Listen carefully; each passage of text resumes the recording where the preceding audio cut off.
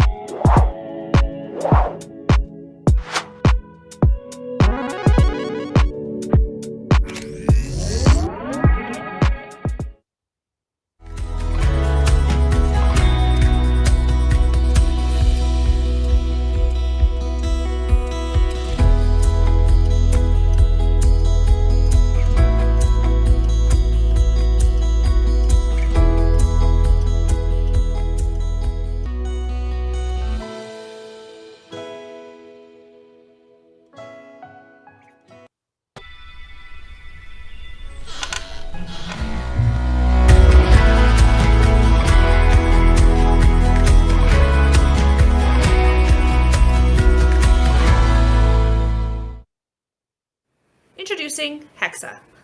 Based on the Little Free Library concept, Hexa offers up various different products and tools that help to contribute to local citizen science initiatives and save the bees. Imagine if you could take a thermal imaging camera, attach it to your phone, and take images of beehives to help contribute to the local body of knowledge surrounding what bees are doing in the area. Hexa focuses on environmental issues that are top of mind and puts a twist on an already proven concept, that of the Little Free Library. From a world where environmental issues are often talked about to a world where words are put into action. Hexa.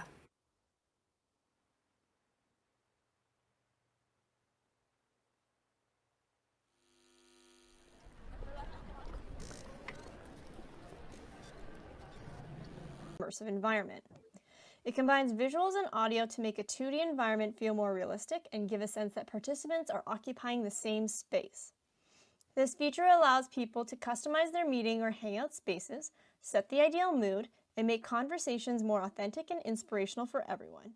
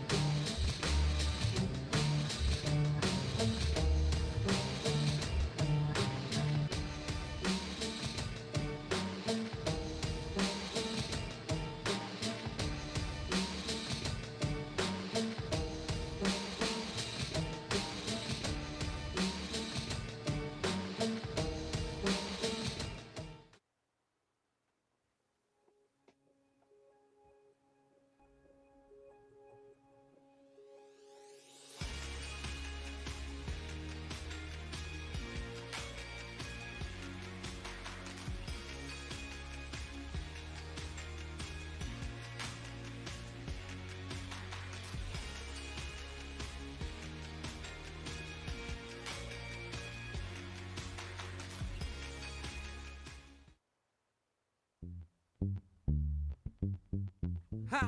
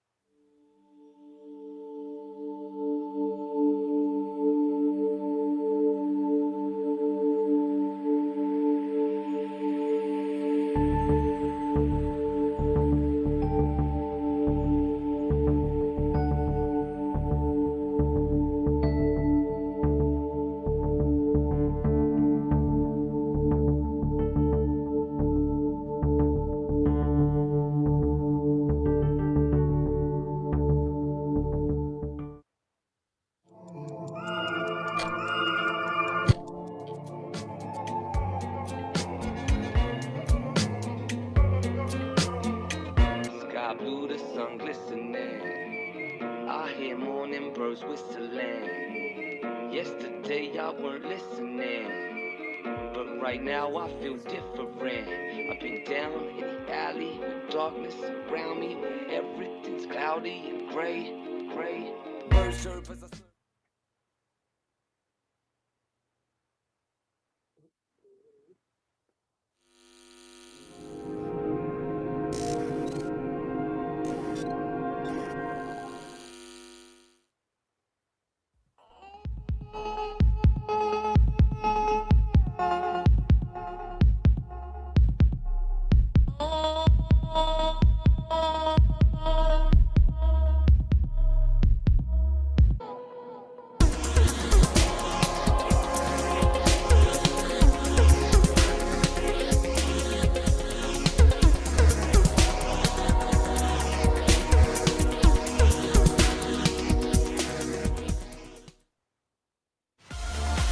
Introducing Blockstool with memory foam cushions, adjustable armrests. It lets you switch between 4 different sitting positions while keeping a healthy posture.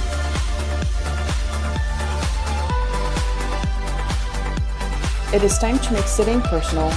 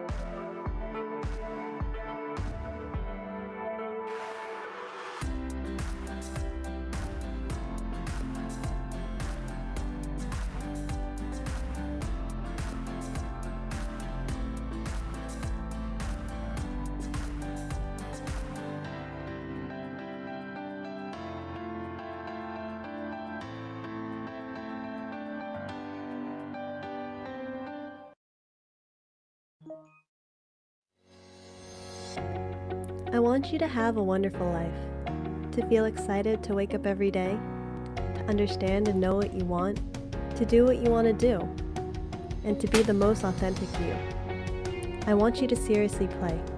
I won't tell you how, and I won't tell you it'll be fun all the time, but you will, and I'll help you.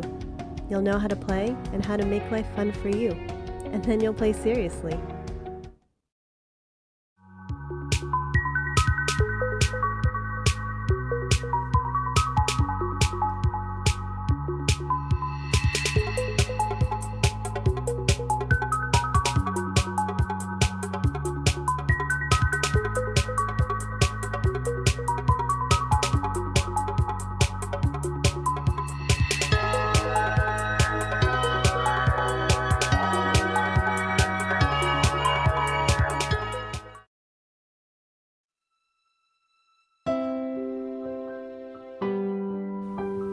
Hush.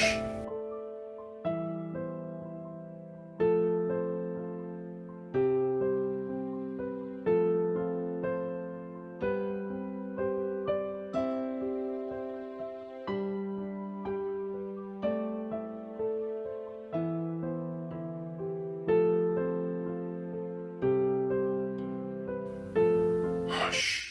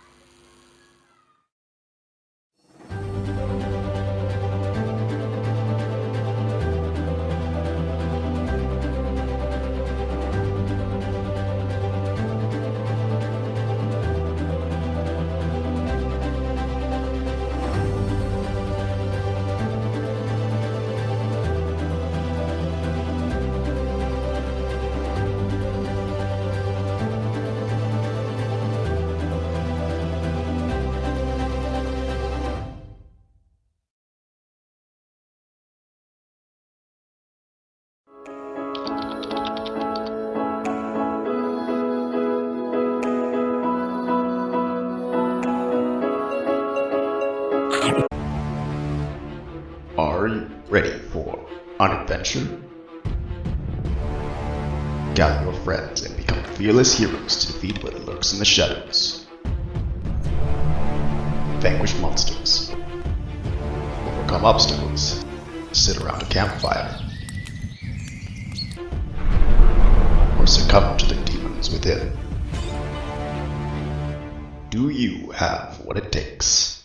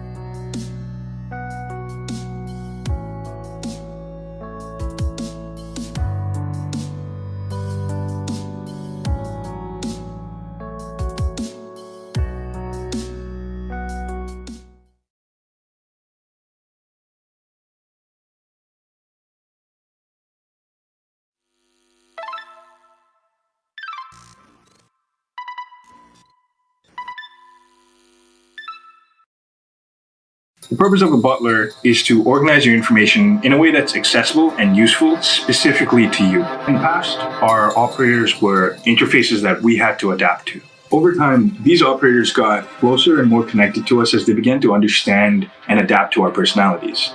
He's more than just useful now, he makes every day feel like an adventure. Oh, hey, Neil. Yeah, I was just talking to them about you.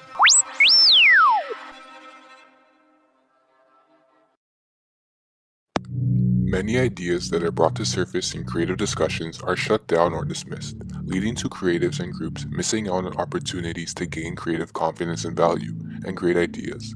But that doesn't happen with Apollo. I play a role on the creative direction panel for a semi-professional dance team, and this is the journey of one of our ideas.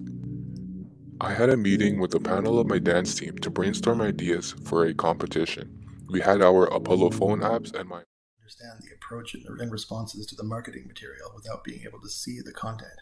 She is missing the context that is only accessible visually. With alt context being present on Instagram, she now has options for accessing context provided by other users who can describe the visuals. While viewing the alt context for each post, she opens the post in the alt context app, which has quick access to contribution from many other users, and she can designate users.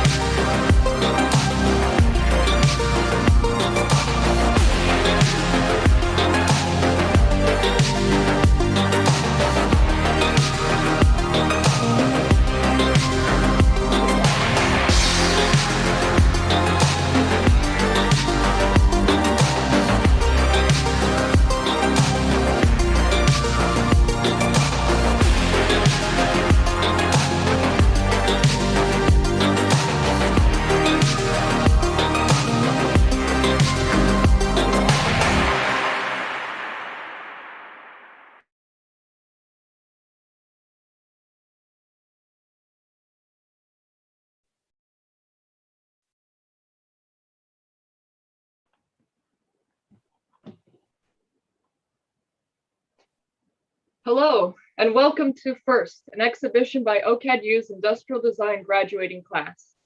As a note for our lovely audience, this event is being recorded and streamed on YouTube, and also it's available on Facebook.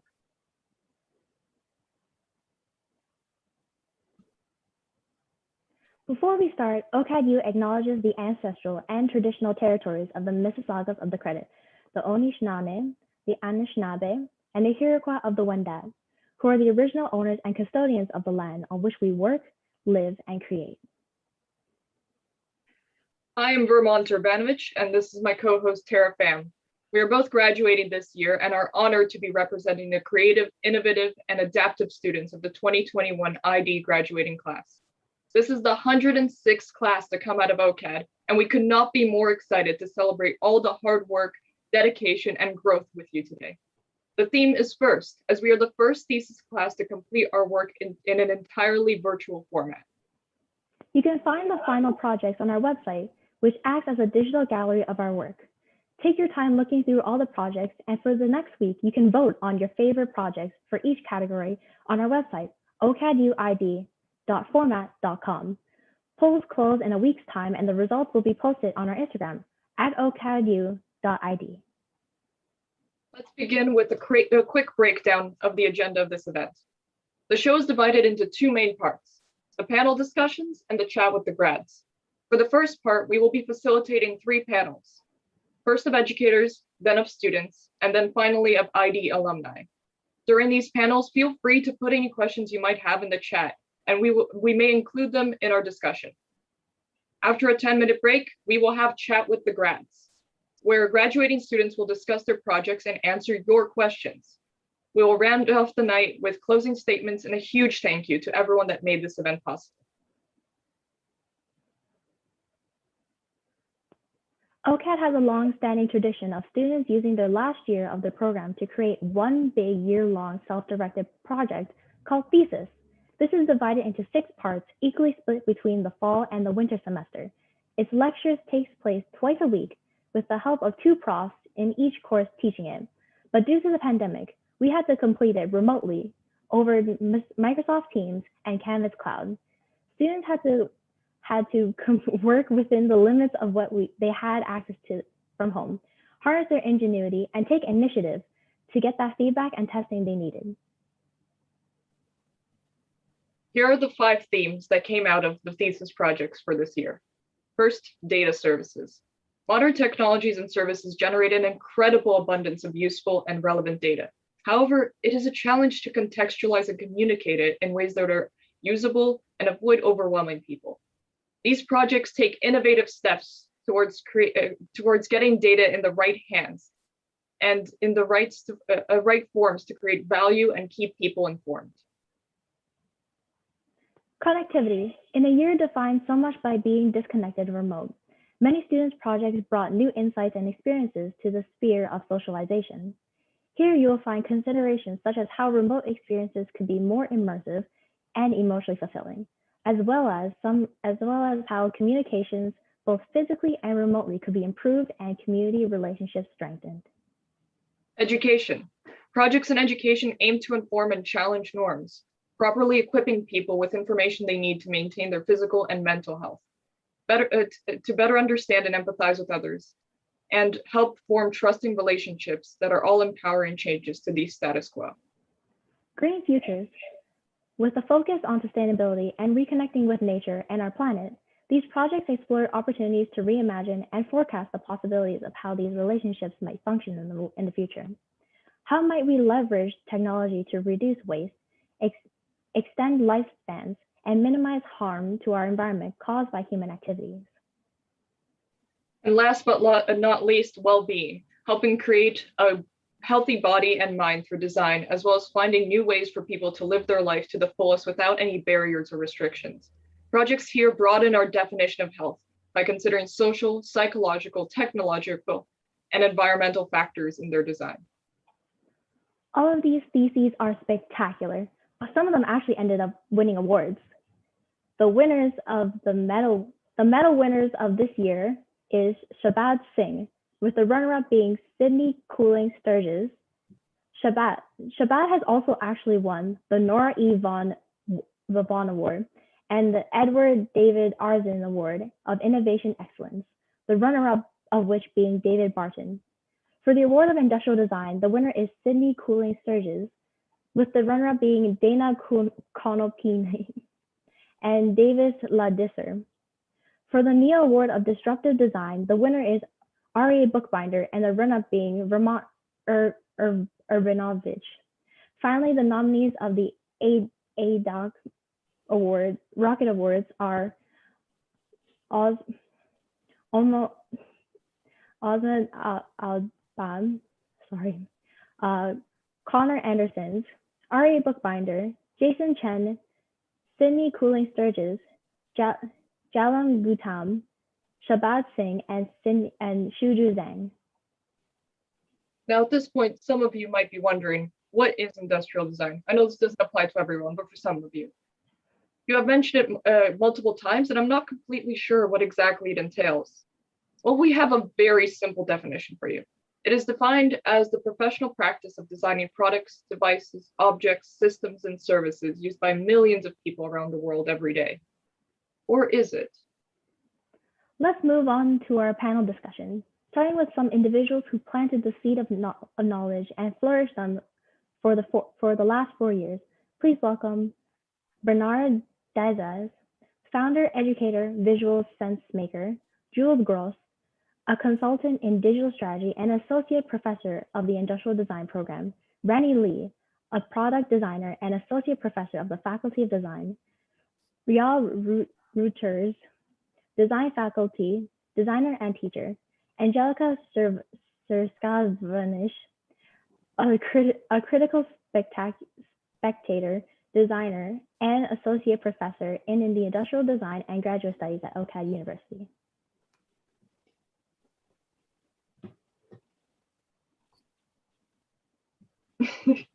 Welcome, everyone. Hey. Thank you so much for being with us for this. Hey, guys. I think a best place to start is with our themes that we had just mentioned. What are your thoughts on the themes that came out of the projects? Anyone can go ahead. I'll start, just to start. I think that the way that I was particularly struck by the way that you're thinking about data as a material to design with and for is very interesting to me. And I think that I was intrigued that you did that. And I don't know who came up with it, or whether you came up with it together, but I really like that. I like this idea that you're thinking about data as a designerly material. So there I started. Amazing. If I may add, I'm not sure what is the procedure here, but I also liked the idea of connections. Like I've seen over the last year how many efforts we had to take to stay connected. And so a lot of the projects that we've seen are about that humane connectivity, although facilitated by technology.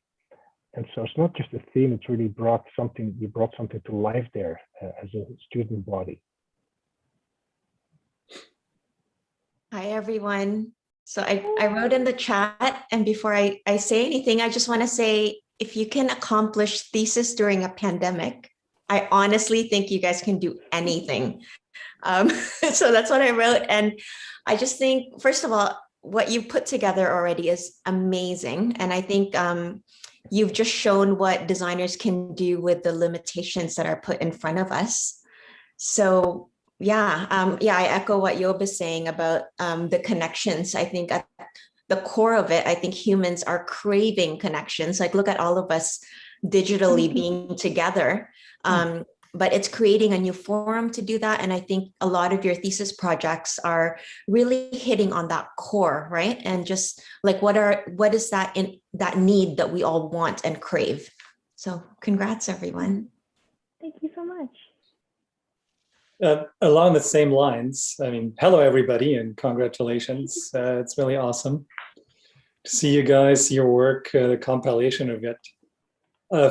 From what I kind of realized, almost a little bit more after the fact, when things came to a conclusion, is that what happened probably over the past year is a bit of a sign of the times, inevitably. I've seen probably an increase in a kind of a self-referential approach. So really putting oneself as an individual in the context of what's going on.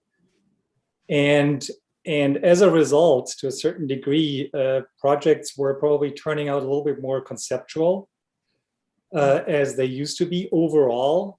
In our section, it always has been relatively conceptual, but still, there was still an additional kind of spin. And what happened probably, and that goes back to that trying to connect and keep up the kind of social component, is that people, try to find, identify, and define, and maybe readjust their place and role in the world. And as a result of that, in the industry, I guess. So I don't want to talk too long because I think we have some time limitations. So these are my kind of 2 cents here. I'm trying to follow the digital etiquette here. So I just raised my hand. The one thing that I wanted to say that I learned this year amongst the great teams that you have developed, that the more power and autonomy you hand over to the students to do it themselves, not by leaving them alone, but giving them the autonomy to do it, better the results. And I think that this event is a great testimonial to that. There comes this moment, and it is right now, where you don't need to listen to anybody anymore. You just take advice when you need it and when you go forward. And it's fantastic to see you guys launching into that space right now. Amazing. Angelica, would you like to go next? All right, thank you. Thanks first of all for all your amazing work throughout the year. I think in the fall and throughout the winter, we were sometimes as nervous as you were, trying to, and sometimes not knowing where to go and what best to do next. Thank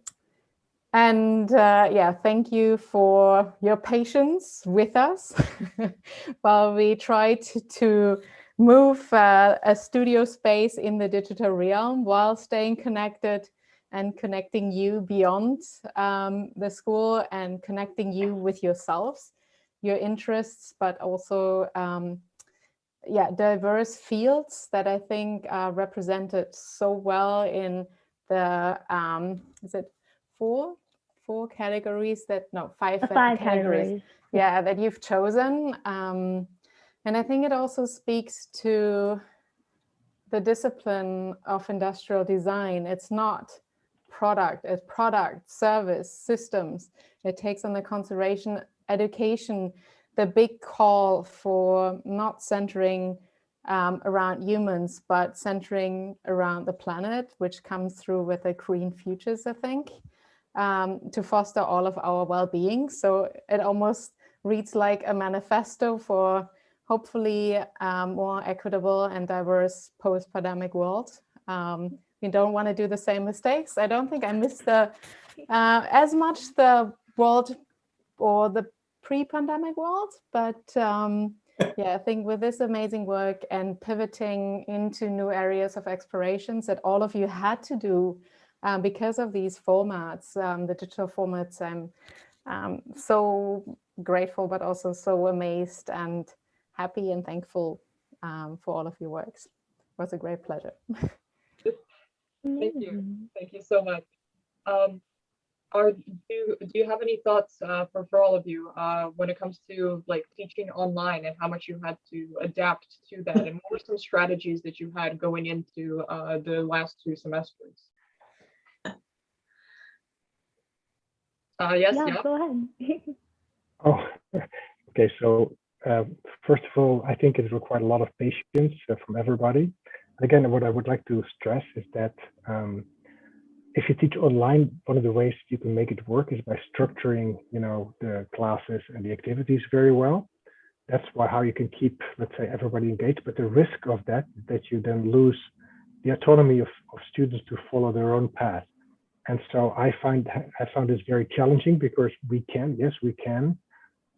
develop a project over 2 semesters in a well-structured and organized process. But the risk of that, and what you have missed from the real classroom, is that you allow the free space for thinking becomes rather small. And so that's something that I'm still thinking about, like how to do that if we have to continue this next year. I was surprised. If you asked me last year, could you do this fully online? I would have said fully no. Now I say, well, yes, we can do it, but. And so we still need to figure out those buts. But I hope before we figure out those buts, that we're going to be back in the classroom. Amazing. Jules, I see that you have your hand up as well. I do. And Bernard, we will get to you after Angelica as well. Yeah. I see you. One of the things, there was a lot of stuff that was hard. I think, especially if you're teaching, especially if you teach studio, you miss that situated, discussion, the affect, not just the heads talking to each other, but the full kind of being in the room, looking at stuff. So that we missed that. But what I really loved, and I think I loved my class. I loved all my classes, but it was a great pleasure working with the crew that we worked with, Daniel and I. And what I found was great, that we were able to complete conversations. So some of the more complex stuff about the frameworking, the thinking, the theory, the ideas, the underpinning of concepts and stuff, we were able to really keep that conversation going. And I think that was one of the really surprise kind of outputs that we had from this year, as we had this chance to looking at myself talk. I hate this.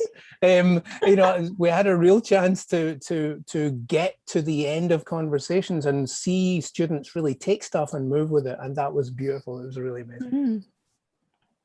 Amazing. I believe we had Angelica afterwards. So go ahead. I think what this pandemic year brought to us was highlighting that shifts are possible, fast shifts, big shifts, paradigm shifts are possible. Behaviors can and have to change. And I think like all of this was the workshop in which we then critically reflected on what your interests were. And I think although it was very challenging, scary, all kind of like other burdens on top of you and us, health, financial situations, working from home and sometimes unsafe and unstable conditions and so forth. I think it brought together these realities of life in a very amplified way, but it also brought up this need for community and the need to change or to consider a lot of factors and our value system at large. And I think that came through a lot of the work that we saw, at least in Kobe Bahar's and my sections, where it was always a critical approach to everything and and questioning more than providing answers. But yeah, looking back, I think, wow, what an experience, what an accomplishment, but also, yeah, to be in this shifting, scary, exciting, challenging worlds around us, and within that, completing MBA is like, yeah, unbelievable. But I think hopefully, yeah, as Rennie has pointed out, I think we all can move and activate big shifts, and maybe that became apparent in this year that you can, and we should, and we have to act now. Bernard, would you like to go next? Sure, thanks. Yeah. I mean, to what Joop said, the preparation was probably a little bit more intense. You had to think it through a little bit better, and you had to always had a little kind of plan B or some plan B elements, because you never know, you never knew, what you had in mind as the initial kind of program. Would it work? Would all the elements kind of resonate with the mood and the condition and the expectation that's in the classroom? And it was much harder to gauge. Typically, if you walk in a classroom, you almost smell what's going on. I mean, literally sometimes. It's really interesting. So that so many senses are basically truncated in that situation required more of a preparedness. Along the same token, maybe, I think some of the intensity and focus on the teaching side shifted more from the content to the community. So, preparing and then conducting and creating a safe space where people could come in and are happy to come in and get some kind of a break and a relief and realize that they're not alone. So I came up with some formats that actually allowed people to understand they're not struggling by themselves. Everybody else is struggling together.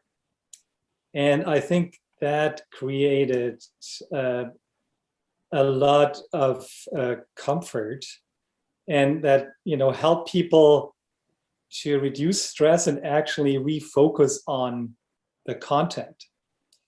And some of the content shifted more, and there was a higher demand, apparently, than previously, into those one-on-one situations, which Alex and I tried to offer quite substantially outside of class time. And, that totally, added to the intensity of last year. I really enjoyed it. But I had to juggle quite a bit to, fit it all in my schedule, as a sessional faculty. But as Angelica said, yeah, I mean, it's amazing what can be done, and if the necessity is there, and you feel certain kind of responsibility for you guys, and you make it happen. you can't just say, no, I'm not showing up, or I just leave you to your own devices and just, let you steam in misery. And no, that can't do that. One thing, Bernard, that I'd like to add to what you just said, you're not alone. I find it a very powerful thing to say, because I felt that a lot of the students, connected with the class. In the class, we try to establish also small groups of students to work with each other. We try to encourage that also outside the classroom, because in this pandemic, we seem to be alone, but we're not. And so to provide these social connections, and to use that as the backbone for learning, that is something that I learned. And again, it goes a bit back to my first point, is that the more you kind of empower students to do that, the better it becomes. Reza, my colleague in crime in teaching, he designed a format where he asked students to prepare part of the classes, certain topics. And it was very powerful, because you tell the student, you are now the teacher. And of course, it's not that we're going to go sleep on the beach, but it provided such a powerful thing, because it came through your eyes and through your voices. And I believe that if we are to go forward with this online stuff, we have to think way more about the social connection. So we are not alone and we do this together. Let me segue into one question I see here in the chat from Sydney to try to move the discussion a bit. How did the pandemic impacted your personal design practice? I can only say one word: fragmented. All my engagements are kind of more smaller. And so I spent many meetings in many days, and it's quite tiring. I have lost the time to focus and concentrate on a project. And that's really hard. And I guess that getting all those classes, you must feel the same. It takes much more time to prepare all the digital sessions. You need to plan it through, on and on. And so, yeah, I feel a bit tired from all those sessions, very structured, and then the lack of depth and concentration. I'm looking forward to sit for a day with a project and think it and feel it through with people in the real world. How about you guys? How about my colleagues? How did the pandemic affect your personal design practice? Rani, you had your hand up for a while now. Let's see. I don't know what I want to comment on. I think, well, personally, it's been a very busy year for me. But I'm also the type of designer that I like responding to disruption. I think I've always found that my practice to be like that. I've always been in the space of designing for social innovation. So maybe that kind of prepared me for this pandemic. But I think what I resonated with was what Angelica was saying earlier about this idea of a shift, right? And I think we almost have the pandemic to thank, to show us what's not working, actually, right? Because I think things that didn't work well for so long, or things that were problems, I think it just got highlighted in the last year, and it's like staring right in front of us, and we can't ignore it, right? So I think as designers, I don't know, we're constantly shifting. I mean, I think my work has been, I think it's been exciting. It's been exciting because I'm responding to change. I think as industrial design is human-centered. Well, that's different. In my world, thinking about using design as a tool to respond for social justice, social innovation, there's so much that's been unearthed in the last year, right? So I don't know, I think it's an exciting time. I think it's a lot of opportunities that I think other people can think are considered problems, but I think we can look at it as an opportunity. Amazing. So one of the things that happened a lot in my practice, one part of my practice is my clients started being super interested in disruption and strategic foresight because suddenly no one saw the pandemic coming, and it was like the black swan event. It just tipped everything upside down. So suddenly, that part of the work that I do with some of my clients, they were like, okay, we really, really, really want to talk about this in depth, So that was fascinating, and it was really good. I mean, it was difficult because to Job's point and to Bernard's, being in the room with, if you spend a half day or a day with, with your clients, you get to chew on this and all sorts of, horizontal stuff happens. But at the same time, it was good, and again, to Ronnie's point, I think there's more of an understanding perhaps that you can't just consider, okay, growth and profit. It's suddenly it's like, no, it's not about growth and profit. It's about meaning and value and good, and growth and profit, but meaning and value and good as well. So that's been an interesting thing that you guys need to really, take advantage of, because I think that the world is kind of ready. It's a little raw, and perhaps it's a little ready for some, like, let's say, I'll be a little contentious here, is that a little bit of post-capitalism might be in order. So yeah, that was good. Angelica, you want to finish us off? Do I? Bit of No, my hand pressure. first. Sorry.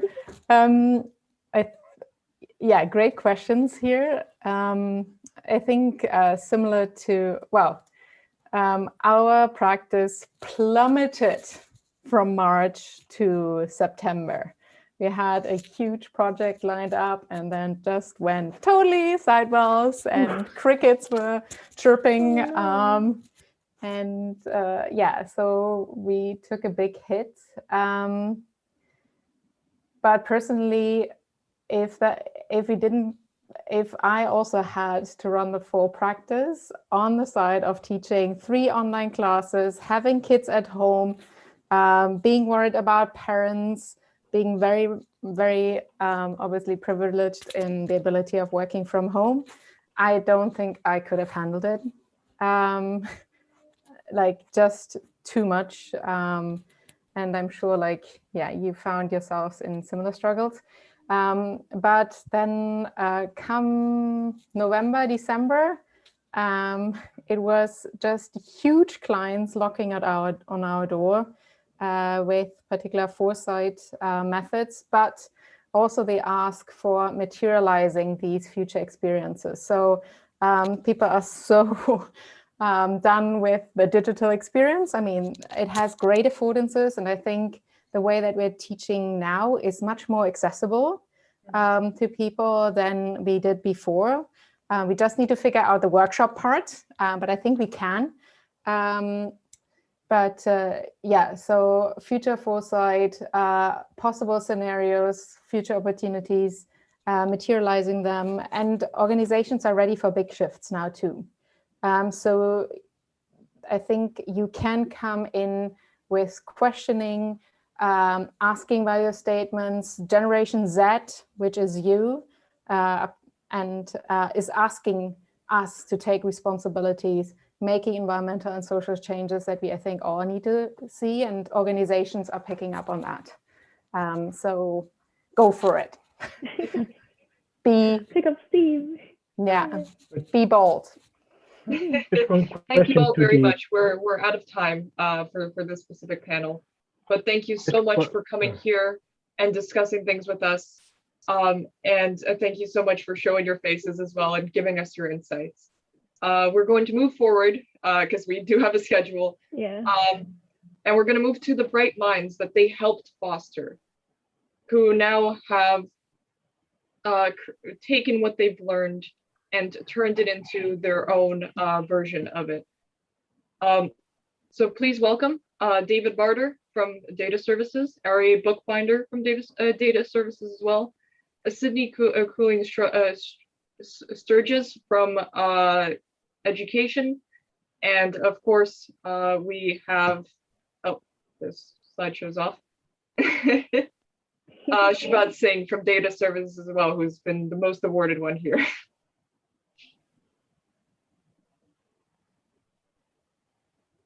Hello, everyone. Hi. Hi. Hey. I think we might just be waiting to get everyone spotlighted here so that everyone can. No problem.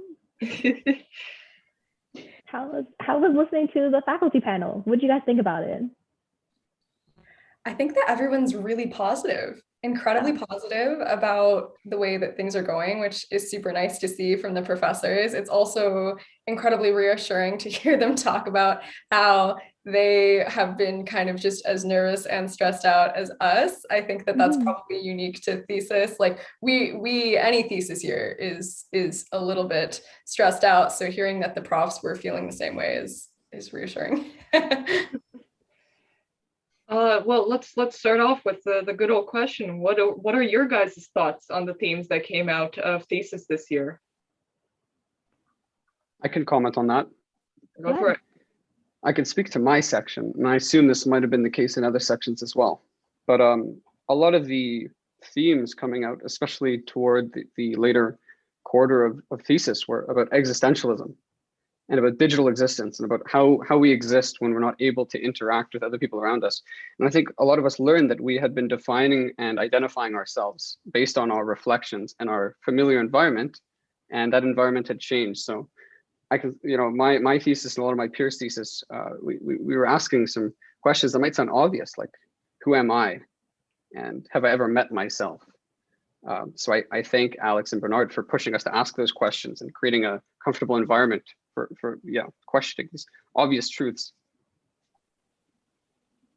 Yeah, I think a lot of like the new themes that emerged too were like something interesting was like because we're in new environments, and these new environments are digital.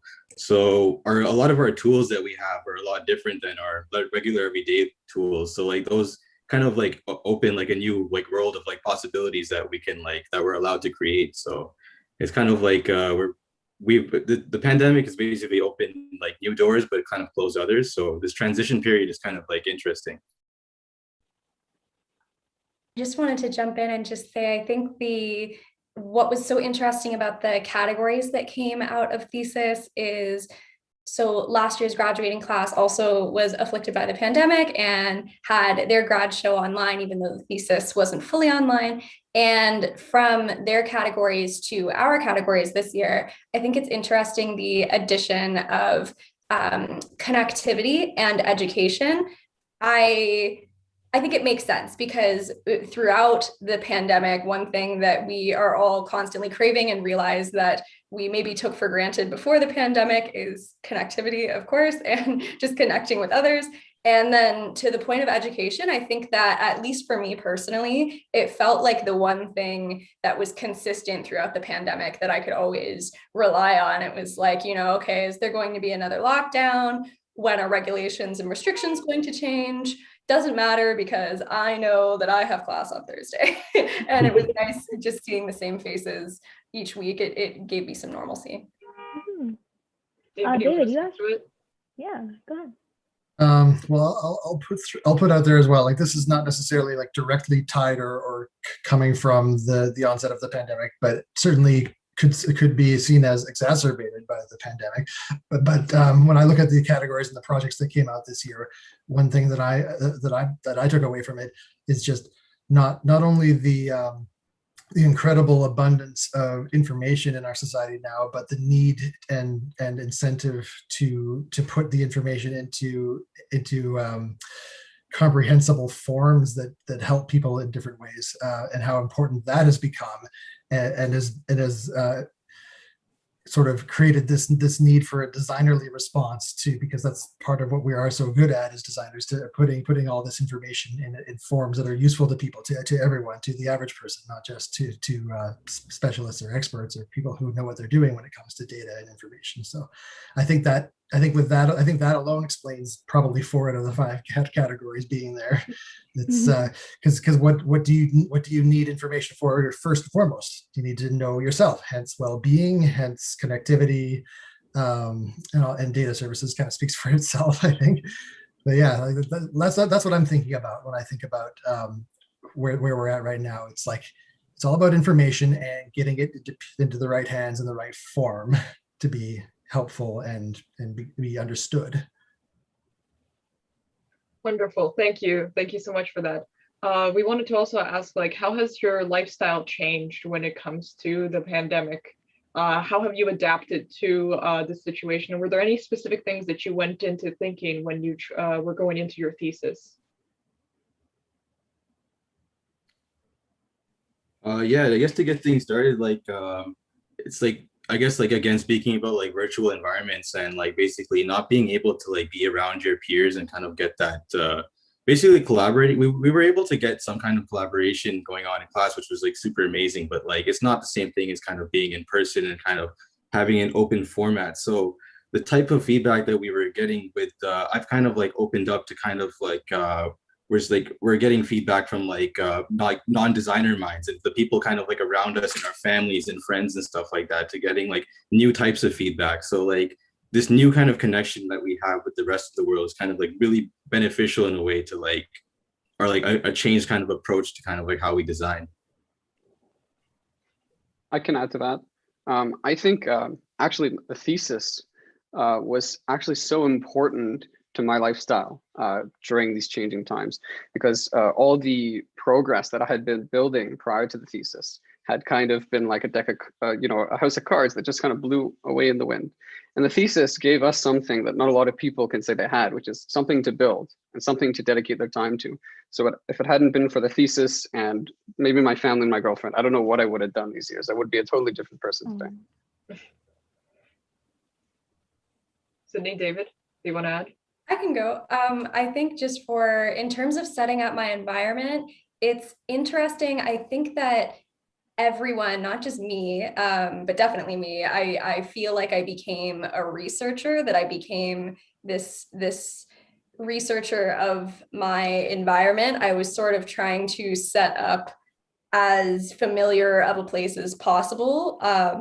Just at home. So kind of, having books set up that sort of would be the kind of thing that I could get at OCAD's library for my thesis. And at the same time, always having to look up what is going on in the world right now, especially there's just like this kind of, you're always being bombarded with new information.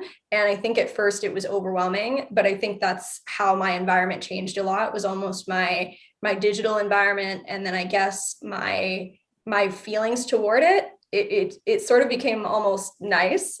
I don't know. I started liking kind of like looking things up, and you'd have a problem and it would be like, oh, okay, cool. Like another problem, no problem. you just bounce right back. And I think I feel most people have gotten to that point, which is really cool. David, do you want to add? Sure.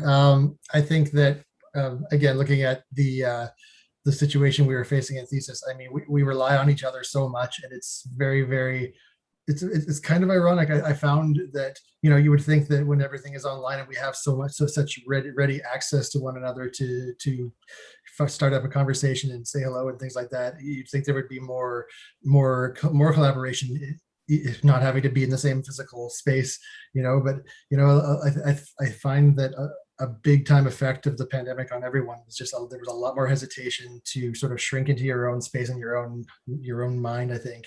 And as somebody who, like, I really took it upon myself to reach out to my peers a lot and get those conversations going, mostly because I just love to talk about other people's projects and see the ideas that are being thrown back and forth. But it's not always easy for everybody, depending on what they're dealing with, to be able to participate in that sort of thing. So I found myself asking a lot of the time, just like, how far is too far when it comes to pushing people to engage with me, and things like that. So it was a really interesting experience from that point of view, because I kind of took for granted how easy it would be to find people and get together and have great conversations and things like that. And I mean, we still had a lot, so it wasn't really all that disappointing from that point of view, but it really raised a lot of interesting challenges, I think. If I can actually add to that, Angelica actually brought up a really interesting question that I wouldn't have thought in general. What is one thing that you missed during thesis and the pandemic? Was there anything you actually missed anyways? Like from thesis and the pandemic? The community, I think. Go ahead, please. No, I was going to ask Vermont as well, because then we're both also thesis students. So I think we should also say something about it too, because we also have our own perspective. Oh, well, I mean, yeah, for me, the biggest thing with thesis and things of that sort is OCAD provides, one, like Aria mentioned, access to community, but also the other biggest thing for me is access to supplies and access to shops and things of that sort. And a lot of, though I'm happy that my project had been scaled down to things that I can work with and I can do, which ended up making it more accessible for people in the long run. In the short run, it was really, really frustrating because I'd be all like, oh, I could go talk to this person at OCAD. Oh, wait, I can't just go to OCAD and talk to this person. Oh, I don't really know how to find their contact details. Oh, okay, I guess I'm going to ditch that idea for now. There was a lot of, or like, just like, for me, I find like wood shop and metal shop, like the sounds of it very like stress easing, which might sound weird. But I found myself just playing YouTube videos of people in the shop just to like make me feel better about the fact that I can't go in the shop. So that was definitely something that I missed, is like that physical aspect. The random encounters, the people you meet that you would never have otherwise met, the communal spaces that foster those kinds of occurrences, for sure. Number one for me. Yeah, just to comment, like one thing that's really taught to us throughout, like especially like our first few years at OCAD, is kind of like the kind of design through play, and kind of like that's kind of like best experience like at the campus with our peers, and like that's kind of like where we've kind of formulated design strategies, but like the ideas kind of come to us when we're living our everyday lives and interacting with the people around us to kind of find that inspiration. So that was a little kind of challenging, I guess, designing like on your own. I guess like you don't really have that kind of like feedback that's kind of like always there. I was just going to agree with what David was saying. I especially miss the random encounters, definitely. And I think that things like that ultimately strengthen your thesis, right? Getting to come up to people and give them this kind of 30-second spiel, and there's really not the kind of continuity that your peers have had. And I think that it gives you an opportunity to kind of investigate maybe your biases or understand better what is missing from your thesis. You spend so much time focusing on your thesis and researching it, and you know all these ins and outs, that sometimes something so major could be looking you straight in the face and you just totally miss it. Whereas at OCAD, when you're with a bunch of other creative people, but not necessarily in your discipline, I always loved that aspect, especially because I worked as a student monitor at OCAD. You could just kind of pitch your idea to like a drawing and painting student and then get this sort of feedback that you never would have thought of, and it ultimately just enhances your work. And I really did miss that. I think something else that fairly specific that we're all missing right now is just genuine eye contact. If you pay attention, you'll notice we're all actually looking slightly down and to the left, maybe to the right. And I read an article recently, I think my girlfriend sent it to me, that we're all hungry for eye contact and hungry for skin contact. And there's actual psychological ways that plays into our emotions and the decisions we're making. And I'm really impressed that Sydney's been looking at the camera as she's been speaking. So that's a great example of how that could be mitigated. I took a public speaking class this term, actually. There you go. It's interesting. You look at the camera, and because I'm looking at the camera, we're making eye contact. You look at me and we're making eye contact. I'm not seeing you guys. I'm looking at the camera. It's a bit weird. So you know what's crazy? Something we need to investigate. It's crazy because now when I see somebody like Sydney who's looking directly at the camera right now, to me it's like shocking and slightly overwhelming in a good way. But it's like, wow, I haven't had that in a long time. So yeah. Super. No, go ahead. Yeah, so one kind of like, let's round out with a very big, heavy question. As students, having like at this point we're finishing it off, where do you think design's going?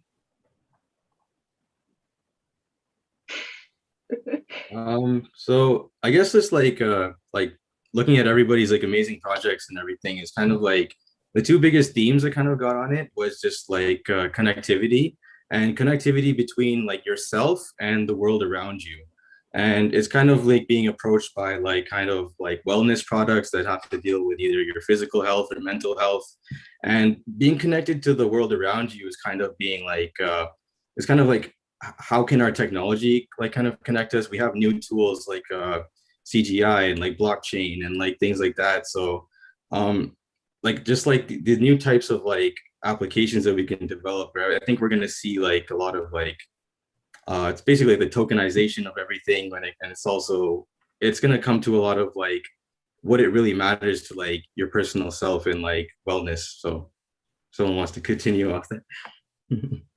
Yeah, I think me and Shapad both had projects that were focused on like NFT and blockchain as a material for design. And we could say data as a material for design, machine learning as a material for design. But I think really what we're talking about is, and something that is stressed in my thesis section, especially, was the future as a material for design, especially right now when every other day the future is changing and we don't know what it's going to look like. It's like we realize we have to actually design it. We can't just wait for it. It's not passive anymore.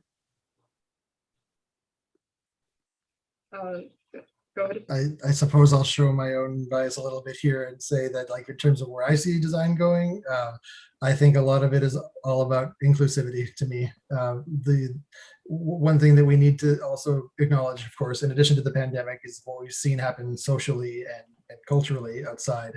And more we're coming into greater recognition of the diverse perspectives and needs of others, and how to and the need to design from so many different perspectives, like rather than making sure that specific needs are met and things like that. And when we dive deeper into this age of data as a material for design and information being everywhere, recognizing the form it takes and how helpful that is to every group that could potentially benefit from it, and what kind of potential power dynamics are occurring because we're not thinking enough about everyone's specific needs, rather than thinking of humanity as just a monolith of, oh, we all need these things, we all need this and this and this and this, and it all needs to look like this. Is super important, and that's something that I think I addressed with my thesis, and I'm going to continue addressing it in my master's. Amazing. Sydney, would you like to close us off? Yeah, I mean, I always am echoing what David says. David always says the exact thing that I'm thinking, even when we were preparing for the grad show website.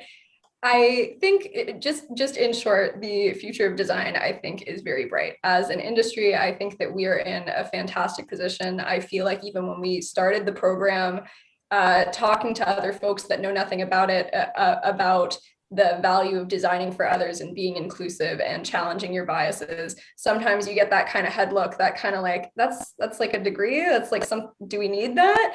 Whereas now it's totally the opposite. It's whoa, we need that, and we need it yesterday. Like, let's hire a designer for our business right now. So I think I do think the future of design is bright. I think the future is bright, and yeah, I think that about rounds us up, maybe. Yeah. Thank you everyone so much for being here with us today and to talk about your perspectives. Thanks for having us. No problem. And last but not least, we would like to round out our journey with the designers in the industry, the OCAD alumni. These are the examples of what students can become when they blossom. Please welcome Denise Ulan, a software designer at Humanistic, Farzan Sajini, a design consultant, Michaela Koo, a UX researcher at Rogers Communication and the co-founder of Habit Factory, Singyu Lam, product designer of Block GmbH in Germany, and our surprise guest, Reed Howard, a product designer lead with Wild Eyes Designs. Hello, everyone. Howdy. Hello. How's it going? Hello. Do we have everyone spotlighted? Everyone's camera on? I don't think I can share my camera yet. Okay, no problem. That's all right. It says it's unable to start video. Oh, Normal day in virtual. back on. There we go. All right, amazing. And same with me, it says I can't access the video, guys. We're so sorry about that. Let's just find you really quick. There we go. Awesome. All right. Same question start as we have had for all three panels. What are your thoughts on the themes that came out of thesis? Awesome. Anyone can jump in. Totally amazing. I think I'll go first. So for me, data services and education it makes sense. And to me, those were some apparent ones. But the most interesting is connectivity, well-being, and green futures, I think, because this year we have learned I hope most of us learned what it means to be human. And we have one planet, we have only one Earth, and we only have one body, and we need to take care of it. And, talking about connectivity too, I want to start by congratulating all of you guys, first of all, to, being able to stay connected during this year. I want to congratulate the faculty and the award nominees and winners. It's just been, we had to put so much effort this year to stay connected. So I think that, all of the subjects make sense, but the most interesting to me is the green futures, connectivity, and well-being. Across all of them, I think the connectivity was like major. Like I saw, I think a lot of empathy in a lot of the designs. There was a lot of people finding ways that they can connect with one another, find ways that people can express themselves better, and find more positive ways that people are allowed to kind of communicate with one another. And especially in all these crazy times, that's more important than anything. I think I'd like to echo what my two previous alumni members said before me. I mean, it's pretty hard to speak after Denise, but the categories were spot on. I see them all being one sort of theme in general, life online. And I understand how difficult it was, but a lot of these projects empathize, like what Reed said, with what we're all going through collectively right now.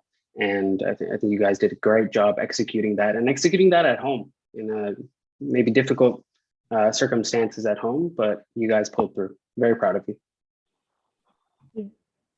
I think what really stood out to me actually was the education section. It is pretty meta for students to be doing their thesis project on education, and the fact that it became a category, perhaps because of the unique challenges faced this year amongst all the other years, that really brought a spotlight to education as a system.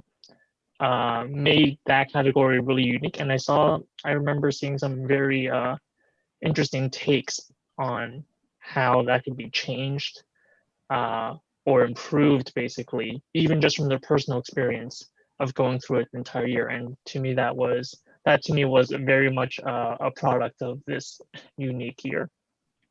I also want to kind of add to what Singyu mentioned. I think for me, I was intrigued by all the topics of how they were so much influenced by the actual pandemic.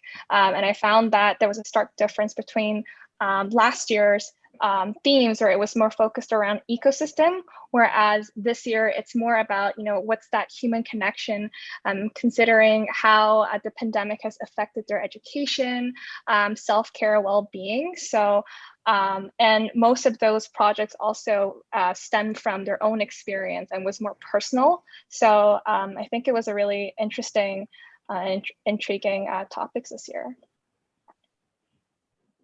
Wonderful, thank you. Another kind of going off of that, with like the pandemic being a very unique situation, how has that changed how you work, how you live? How has that affected your practices? I'll start again. So for me, it has been a busy year. And so what I was doing to trick myself that I'm going to work at home is that I go for a walk in the morning as if I'm like commuting to work. I come home, I work, and then at the end of the day, I take my walk again as if like the work is done, it's over. Because for me, what I realized, like separating those spaces were really important, because after a while, like it's just that you can't stop working because the space that you're living is where you work. So I had to, separate and balance those things. I would suggest this for all of you guys. If you have trouble working remote, it works. And, I actually went through all the winter going for walks. It really brought up the motivation. And this year was, I had to learn a lot to keep my motivation, to keep my positivity, because I feel like because we're less connected and we're a lot more isolated, we're like in small bubbles. So, for me, it's like, it was learning how to integrate things to my life that I can still feel connected, and those sort of things.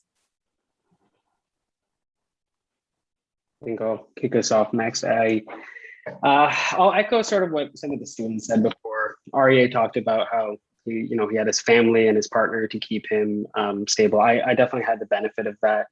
Very grateful for that, but also being outdoors really helped. I had a transition. I went from student to educator to practitioner within a year. So I always had a social space, thankfully, right? I didn't get assignments and then go home and have to be on my own. So I had people to converse with, and I think my network and my little group of friends, that's what mainly kept me sane. How my life has changed, I've gotten more sleep, that's for sure. I wasn't a student anymore. So I think that was the best part. I was able to manage my time how I wanted to, especially given the pandemic. There were difficulties, but then again, everybody was a phone call away. And my partner's plant obsession definitely kept me sane too. Nurturing your environment really helps your mental headspace. Mm-hmm. I can also add a little bit to this question. I totally agree with Denise and Farzad's. Working from home is definitely a challenge, and it's certainly not what I had expected when I had graduated. I expected to be in office, and with my role being a UX researcher involving myself talking to actual customers, when I started this role, everything had to be remote. I had to get used to the new platforms to conduct research. It was also a different way of conducting research remotely. So I guess in terms of my role, that was a big surprise to me, but also it pushed me to expand my skill sets beyond just conducting like moderated research to now remote research, making my practice more flexible. So yeah, it was a benefit and also a big challenge for me. I've got to say, I have heard of Denise's tip, and it has never worked for me because I cannot bring myself to consistently do a pretend commute. Like in the back of my mind, I'm always just like, oh, my computer is right there. And I can start working right away. I think it's great though. I should definitely give it a try more often. The transition to my lifestyle, I think, has largely been in two parts. Since I basically just holed up at home for like the first half year when the pandemic started. But then I moved, and now that I'm here, like across the Atlantic, I learned how to ride a bike, and now I am biking everywhere, which to me is a pretty big lifestyle change. Since I have barely even taken the public transit. So that's actually been great. In terms of work, I was actually already working remotely before the pandemic arrived. So that actually didn't change the work situation for me as poorly or as suddenly, I think, as it could have been for some other people, because I lucked into the situation that I think everybody was soon to find themselves in. But overall, I think, yeah, I've been really lucky with how things managed to play out over the last 12 months for me. Amazing. And Reed? Yeah, I was just thinking, one really weird and surprising thing I've noticed over the last year is with the lack of, having school and having like in-person work where you don't see a close group of friends so often per se, I've been reaching out to more people and connecting with them and like talking over messaging and like on the phone more than I did before. So it's kind of weird. Like at the same time as my friend group has like kind of felt like it shrunk a little bit over the last year, at the same time it feels like my connections like have expanded. Like I get into pretty long text conversations with friends over like Instagram Messenger that I haven't talked to in like years. And it was kind of surprising. I'm like, you really have way more connection with some people, I feel, because of everything going on right now. If I could just add one last thing, I actually just finished onboarding into my new workplace, and I was in a cohort of 50 plus people, and like it was very much a unique experience. I hope that the new graduating year, or even like whoever's coming into the job market, they'll get a little bit more of a personal touch with their onboarding, but you'd be surprised how willing people are to make time for you, sort of to just add to what Reed said, to in your day, to hop on a quick like Slack call to get to know you face to face. But and emojis only go so far, and people are actually pretty hungry to reach out and get to know you. Or GIFs. You'll have become like a GIF choosing master. Oh yeah, that's definitely a really good skill to have. Oh yeah, it's key. And kind of to round things out, being people that work in the field currently, that have at this point have gone through a bit of a weird shift when it comes to the work-life balance and all that kind of stuff. Where do you think design is going? What have you noticed on the ground? I want to say, to me, the future of design is human and is empathy. And to me, this comes really natural. I don't know why, but I feel like, in this industry, like we have a lot of people with their egos, and we need a lot of perspective and empathy to the core to actually, do good things for humanity. So for me, it's like, everything changes, but it all comes down to the human, to those behaviors, to what we feel, to how we navigate ourselves within the spaces that we're in, and how we feel in our relationships. So to me, the answer is just the future is human, and we as designers have to be our best to be better as humans, to have as much as empathy that we can, so that we make this human experience better for all of us. Amazing. Anyone else want to something I've noticed in as like a product designer of the last year is there's a lot more trust that's needed with the people you work with. Whereas before, being able to just go and see different parts of an operation, like you're designing something and you go and talk in person with the client, you go in person to the factory or the manufacturer, and you get a really on person, you can see it, you can physically touch it and everything, you get to move papers around with the client. It's all kind of gone now. So there's kind of like a handoff that happens in every design process now where, okay, I have done this and I've gotten this from this person. I am putting this out into the ether and this is yours now. And I'm trusting you to do your part next. And then I'll see you in a day or two. And, we'll see how it happened. So there's a lot more of that. And though I miss a lot of that physical kind of interaction, like being able to meet people in person, it's kind of interesting having, just letting go for a second and then having it come back to you the next day. Yeah, I totally agree. One more thing I want to add is I feel like it's just becoming more and more multidisciplinary than ever. I think right now, even in terms of design, there has been a lot of emphasis on designers doing more research and democratizing research to the design team.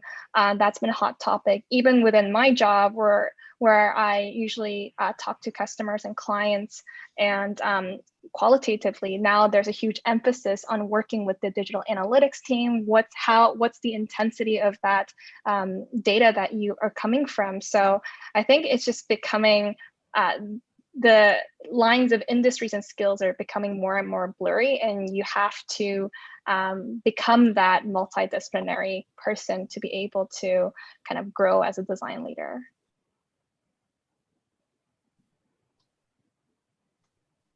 Sorry, is that Sing-Yu? Would you like to add?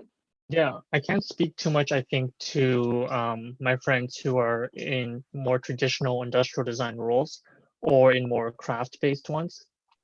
But speaking from a consumer electronics UI UX kind of perspective, I think, especially in the last year, we've seen a lot of new potentially disruptive technologies, right? That was also the subject of a lot of thesis topics arise, and really make a few waves through society and like real physical impacts in the world. I think as we move forward into the future, we'll see more and more of these technologies like come and go. And like, who knows if they'll stick around, but as designers, we really need to be aware, stay on top of it, and really consider the impacts that participating or not participating in these can really make. In terms of hardware and software, I think, I don't want to nerd out too much, but I think as hardware companies are starting to vertically integrate and consolidate their products, hardware and software are becoming more and more dependent on each other and more closely linked, making it really hard for any new players, new hardware or new software companies to enter. So I'm a little bit worried, but I do think that we're starting to see a lot of consolidation in the consumer electronics space, and with only a few players left, with some large-ish almost monopolies. And yeah, I've only been out of school for a year, so I don't think I can really speak much to the future of design, but those are just some things I've been thinking about recently.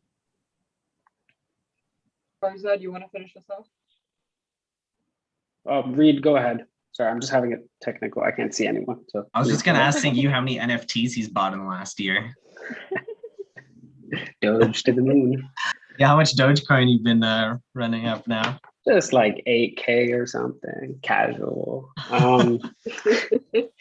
Yeah, it seems like really unpredictable right now, actually.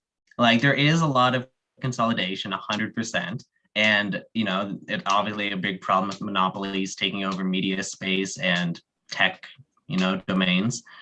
But at the same time, I feel like there's a huge opportunity for newcomers that are kind of coming from the side and coming like crazy out of the gate. So it's things that just kind of come unexpected. Like, I don't think 2 years ago anyone would have thought an NFT would sell for that much, or like what the hell that even was. And, you know, now you can become a billionaire off of dog currency. So like the future is unpredictable. Yeah, just to add to that, I think the future is unpredictable, but again, I'm going to put a lot of responsibility on everybody here and everybody listening and the new grads, but we design the future. So I know this year was really hard, but school is a really good place to experiment and be idealistic. Like you can run into a class and yell "Free Palestine" and it'll be fine and there'll be no consequences. But in the workplace, there's, you know, you can't sort of be as idealistic as you want. So I'll encourage you that if the status quo is 5, try to push it to a 6 through your work. You have a responsibility to be brave and to embolden people who are unheard. And to just sort of wrap everything up, we design the future. Well, on that note, thank you all for being here. We greatly appreciate all of you guys. Little snap. All right. And honestly, we would love to just thank everyone else, all of the panelists, the faculty, the students, alumni, of course, for sharing your insights. We really appreciate every single one of you. I want to say something. Yeah, go ahead. Okay, real quick. I just want to have a tiny piece of advice for the recent graduates. It might take some time for you to find a job. Don't freak out. That's normal. I just think it's important that this is said right here, because, you know, I think 2 years ago, you know, we hear success stories, but it might take time. Please don't stress. That doesn't mean that you're not valuable as a designer. Keep growing and keep shaping up your perspective. I just wanted to leave you with that. Just don't freak out. Just enjoy this time. You're done being a student. I mean, I don't know, like maybe some of you are going to go to be more to student life. But what I want to say is that you're moving on to a different phase of your life. So just enjoy this time and breathe, and don't worry. You will find the place that you're meant to be. What a wonderful way to round off the panels. Thank you so much for that, Denise. Thank you. So we're going to be having a break. After the break, we will have our chat with Grad section.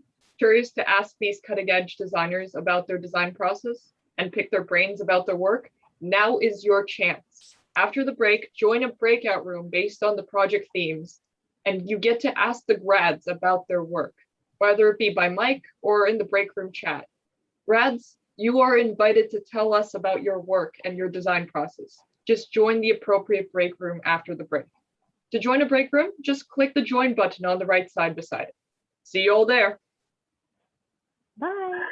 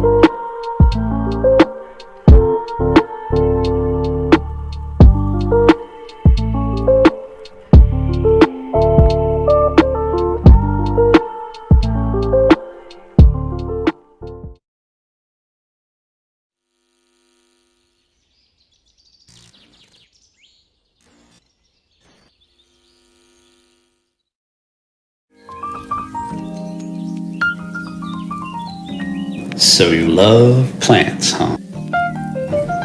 Well, what if there was a way to show that love? A way to grow that connection and make it deeper and deeper. It's time for you to get a little closer with your plants.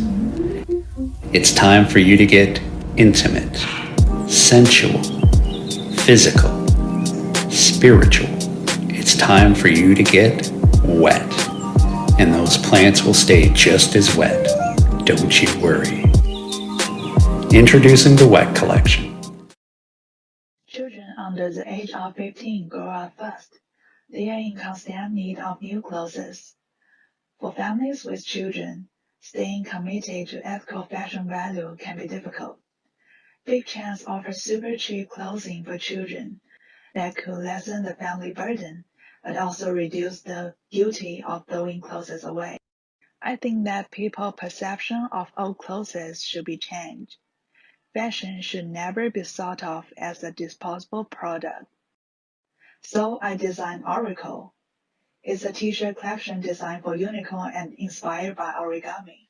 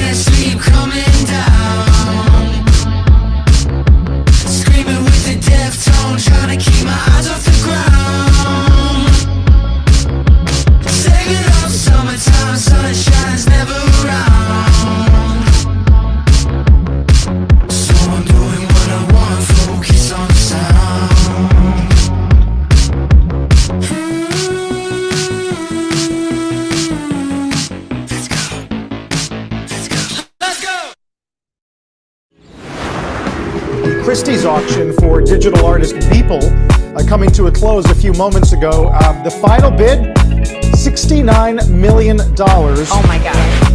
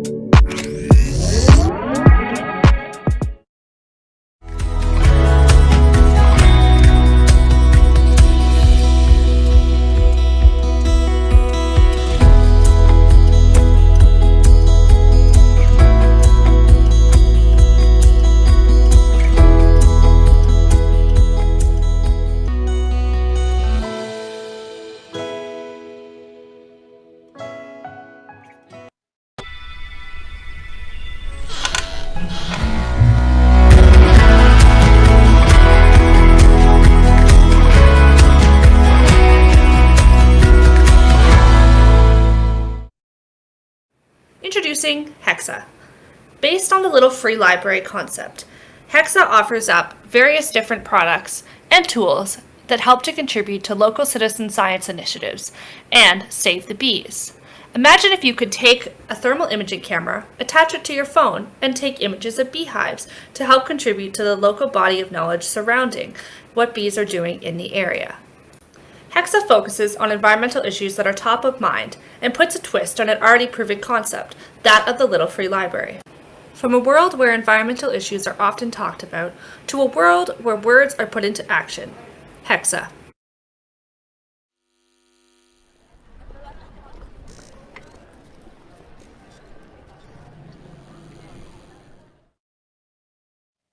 Hi, I'm Beth Jessup, a fourth year at OCAD University.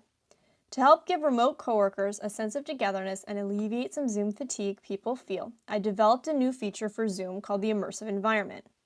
It combines visuals and audio to make a 2D environment feel more realistic and give a sense that participants are occupying the same space.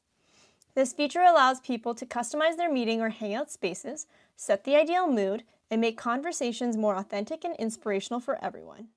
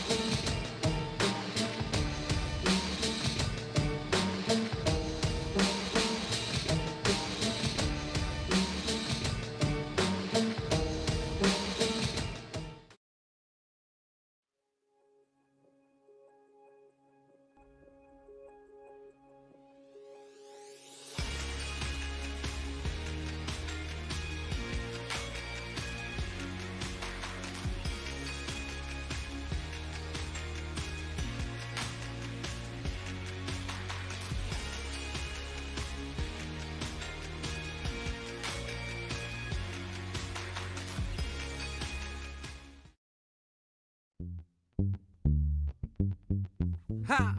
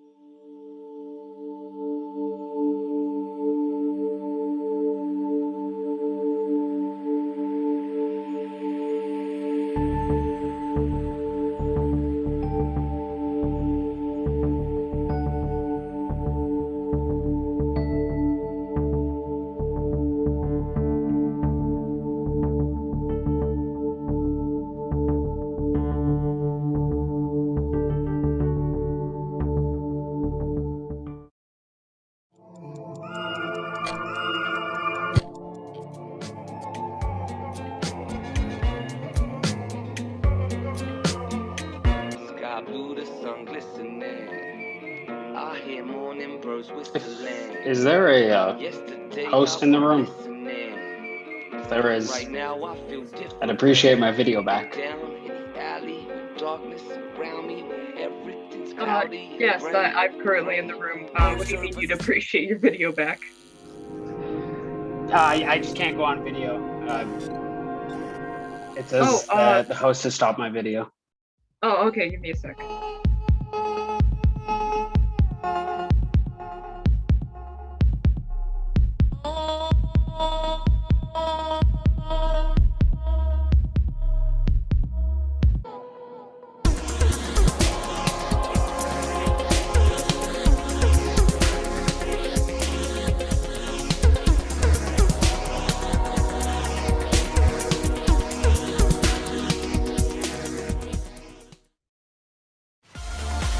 Introducing Blockstool with memory foam cushions, adjustable armrest. It lets you switch between 4 different sitting positions while keeping a healthy posture.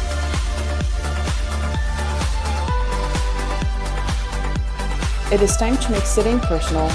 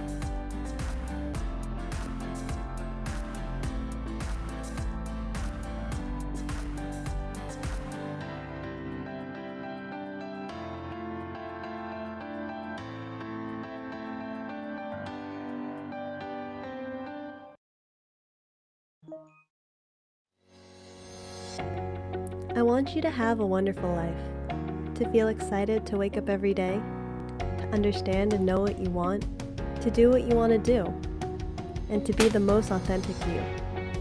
I want you to seriously play. I won't tell you how, and I won't tell you it'll be fun all the time, but you will, and I'll help you. You'll know how to play and how to make life fun for you, and then you'll play seriously.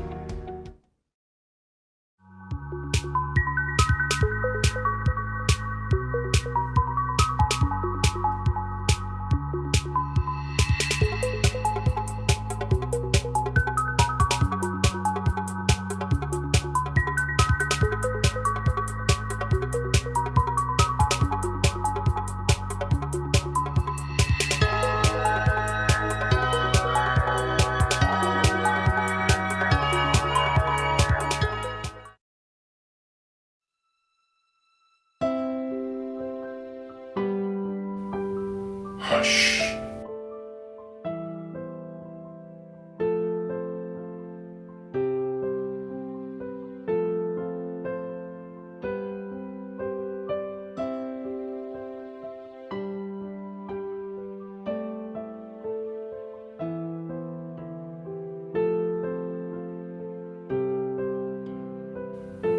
Hush.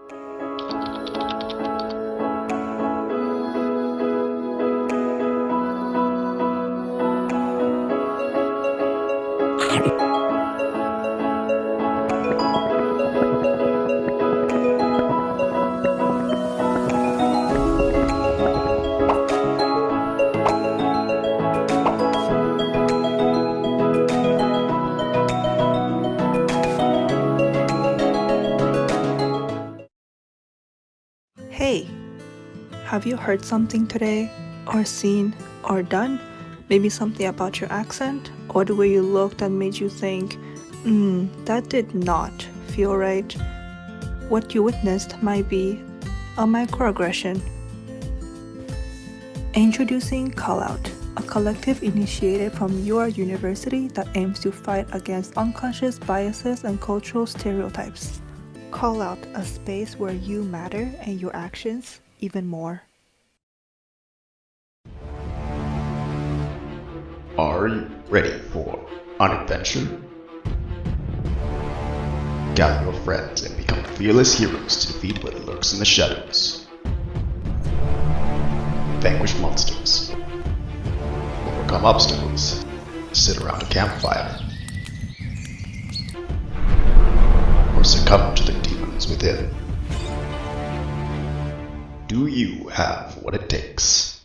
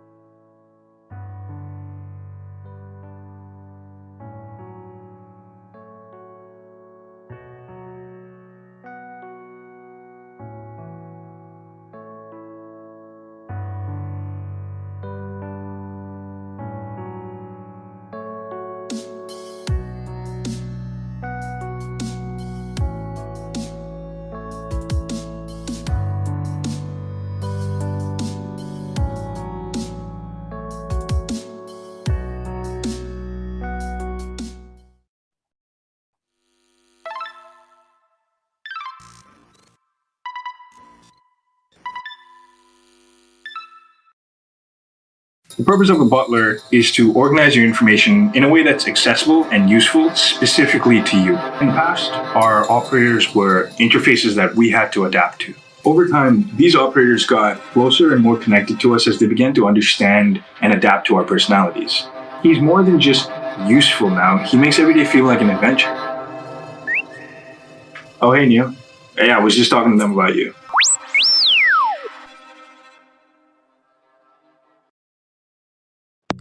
Many ideas that are brought to surface in creative discussions are shut down or dismissed, leading to creatives and groups missing out on opportunities to gain creative confidence and value and great ideas. But that doesn't happen with Apollo. I play a role on the creative direction panel for a semi-professional dance team, and this is a journey of one of our ideas. I had a meeting with a panel of my dance team to brainstorm ideas for a competition. We had our Apollo phone apps and my understand the approach and responses to the marketing material without being able to see the content. She is missing the context that is only accessible visually. Without context being present on Instagram, she now has options for accessing context provided by other users who can describe the visuals. While viewing the alt context for each post, she opens the post in the alt context app, which has quick access to contribution from many other users, and she can designate users.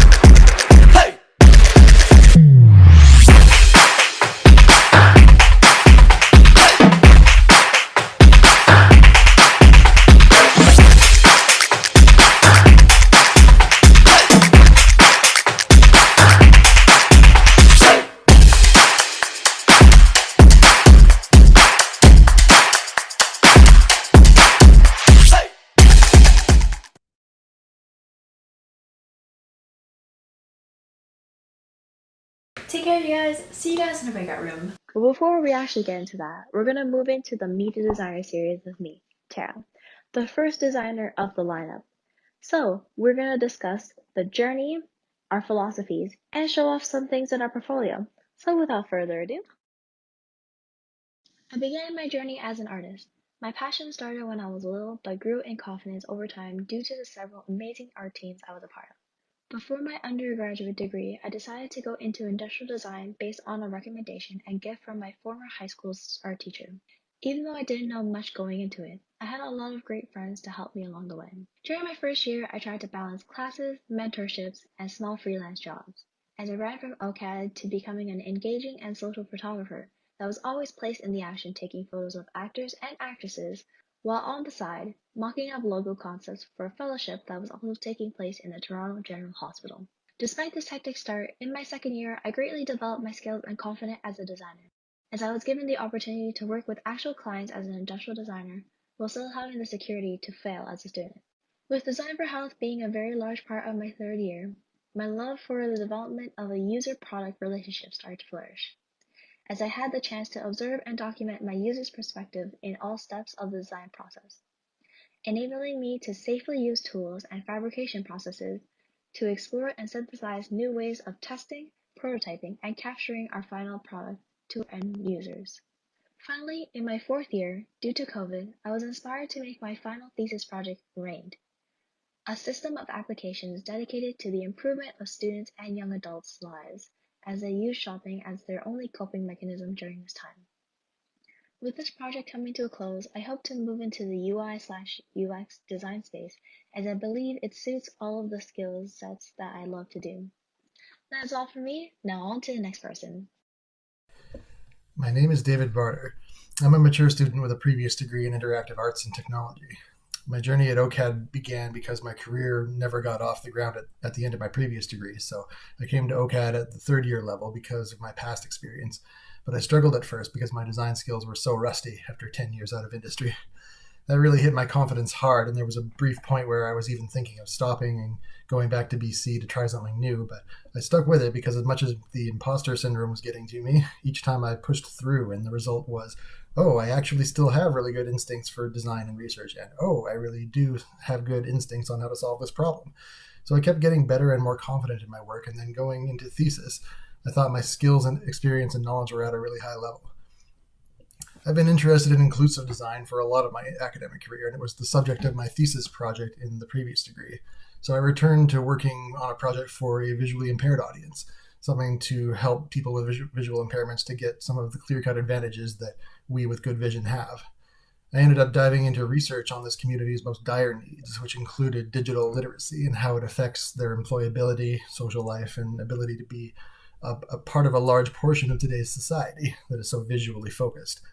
So helping upend this power dynamic in accessible tech design, in which only the digital content creators are providing accessible content, and only if they choose to, became a focus.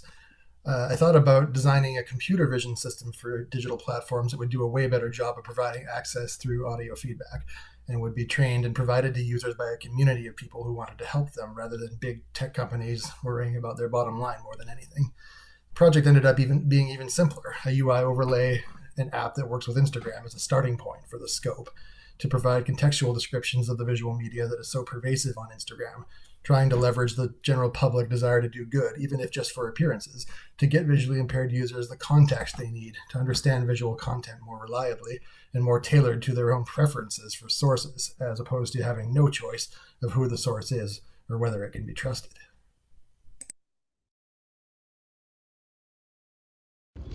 Hi everyone, my name is Sydney Cooling Sturgis and I am the General Manager of FIRST, the Industrial Design Grad Show and Webinar. I'm here today to talk to you a little bit about my experience and journey as a student as well as a designer during my time at OCADU University, since I've just finished up my 4th and final year of my undergraduate degree.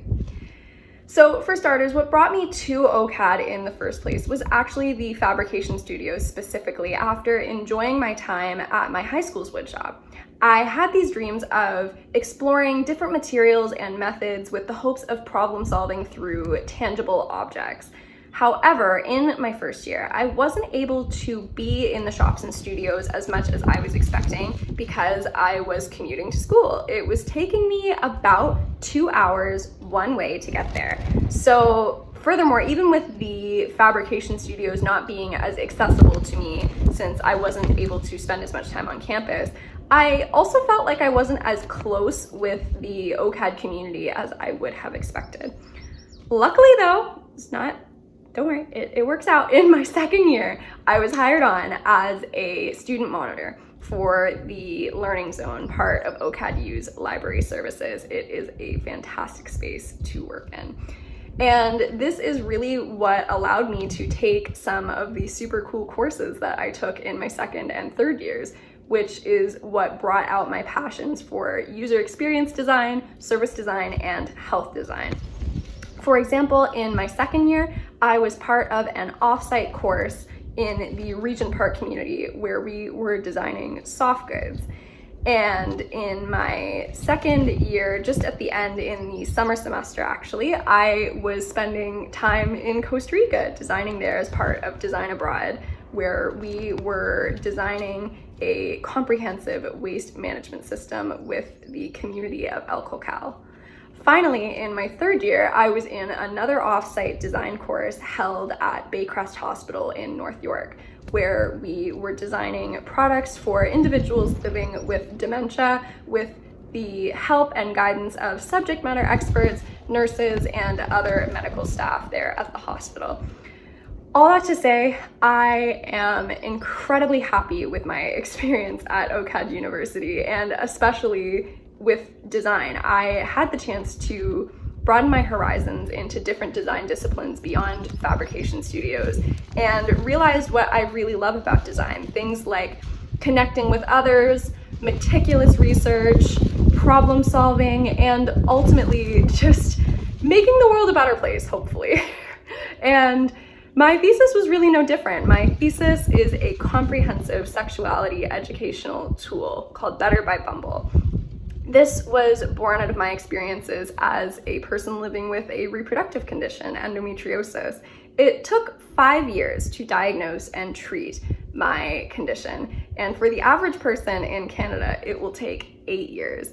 This is ultimately what fueled my service design project, and I hope that it will continue to fuel my future projects, just my empathy for other individuals, my love of research, service design, health design, and just wanting to make the user experience the best it can possibly be. So thank you so much for listening. I hope that you are enjoying our webinar right now, and hopefully you see me in the future rocking it in my service design career. Thank you so much and take care. Bye.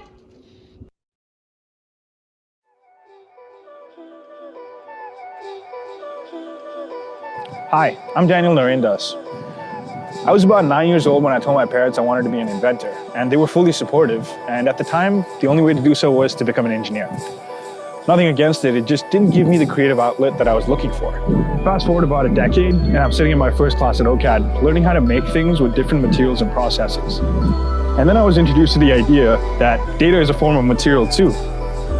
And that completely blew my mind. It's not a material that we may be able to see, but it's one that's definitely felt.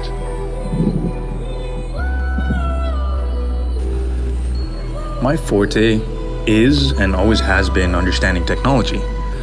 And since learning how to create with data, my perspective on designing experiences has completely changed. And I'm always looking for those moments when creativity and technology come together to create something really beautiful. And these moments manifest themselves in different forms of digital experiences, whether it be code or virtual reality or video or whatever it may be. Those are the kinds of things that excite me. I may not become an inventor, but what satisfies me is seeing imagination come to life and then having an impact on its surroundings. As for the future, I'm excited because I think it's just getting started and the opportunities to show that to people are going to be abundant. As for me, I'm just going to keep doing what I was told on my first day of school. If you build it, they will come.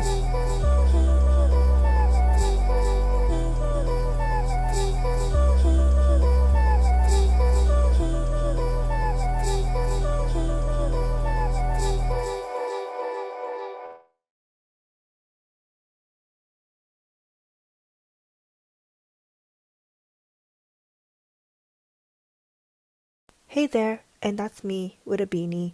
My name is Shu and I'm a student at OCADU University.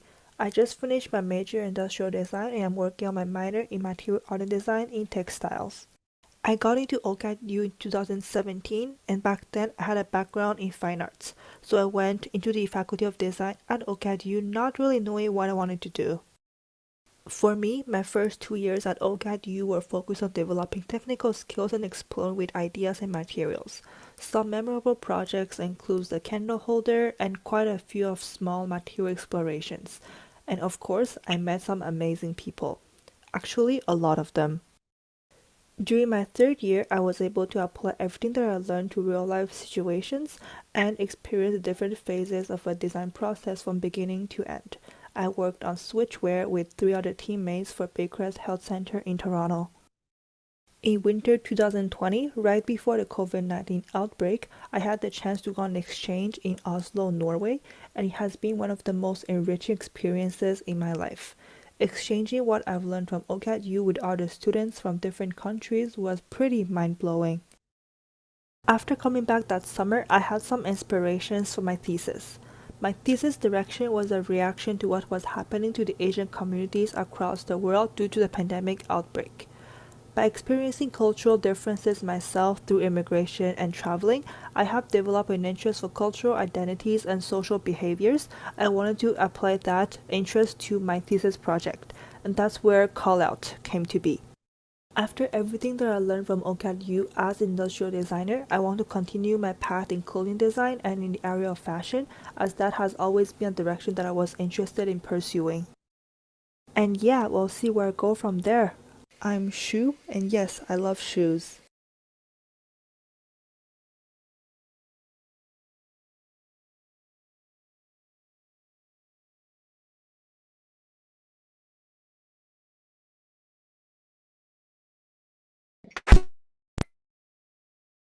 the first designer of the lineup. So we're going to discuss the journey, our philosophies, and show off some things in our portfolio. So without further ado, I began my journey as an artist. My passion started when I was little, but grew in confidence over time due to the several amazing art teams I was a part of. Before my undergraduate degree, I decided to go into industrial design based on a recommendation and gift from my former high school art teacher. Even though I didn't know much going into it, I had a lot of great friends to help me along the way. During my first year, I tried to balance classes, mentorships, and small freelance jobs. As I ran from OCAD to becoming an engaging and social photographer that was always placed in the action taking photos of actors and actresses, while on the side, mocking up logo concepts for a fellowship that was also taking place in the Toronto General Hospital. Despite this hectic start, in my second year, I greatly developed my skills and confidence as a designer, as I was given the opportunity to work with actual clients as an industrial designer, while still having the security to fail as a student. With Design for Health being a very large part of my third year, my love for the development of a user-product relationship started to flourish, as I had the chance to observe and document my user's perspective in all steps of the design process, enabling me to safely use tools and fabrication processes to explore and synthesize new ways of testing, prototyping, and capturing our final product to end users. Finally, in my fourth year, due to COVID, I was inspired to make my final thesis project RAINed, a system of applications dedicated to the improvement of students and young adults' lives as they use shopping as their only coping mechanism during this time. With this project coming to a close, I hope to move into the UI/UX design space, as I believe it suits all of the skill sets that I love to do. That's all for me. Now on to the next person. My name is David Barter. I'm a mature student with a previous degree in interactive arts and technology. My journey at OCAD began because my career never got off the ground at the end of my previous degree, so I came to OCAD at the third year level because of my past experience. But I struggled at first because my design skills were so rusty after 10 years out of industry. That really hit my confidence hard, and there was a brief point where I was even thinking of stopping and going back to BC to try something new, but I stuck with it because as much as the imposter syndrome was getting to me, each time I pushed through, and the result was, oh, I actually still have really good instincts for design and research, and oh, I really do have good instincts on how to solve this problem. So I kept getting better and more confident in my work, and then going into thesis, I thought my skills and experience and knowledge were at a really high level. I've been interested in inclusive design for a lot of my academic career, and it was the subject of my thesis project in the previous degree. So I returned to working on a project for a visually impaired audience, something to help people with visual impairments to get some of the clear-cut advantages that we with good vision have. I ended up diving into research on this community's most dire needs, which included digital literacy and how it affects their employability, social life, and ability to be a part of a large portion of today's society that is so visually focused. So helping upend this power dynamic in accessible tech design, in which only the digital content creators are providing accessible content, and only if they choose to, became a focus. I thought about designing a computer vision system for digital platforms that would do a way better job of providing access through audio feedback, and would be trained and provided to users by a community of people who wanted to help them, rather than big tech companies worrying about their bottom line more than anything. The project ended up being even simpler, a UI overlay, an app that works with Instagram as a starting point for the scope, to provide contextual descriptions of the visual media that is so pervasive on Instagram, trying to leverage the general public desire to do good, even if just for appearances, to get visually impaired users the context they need to understand visual content more reliably and more tailored to their own preferences for sources, as opposed to having no choice of who the source is or whether it can be trusted. All right. That was David, one of our runners up. Welcome back, everyone. We would like to end the night with a huge thank you to all the people that made tonight possible. We would like to thank OCAD University, the Grad X 106, and Format for supporting this event.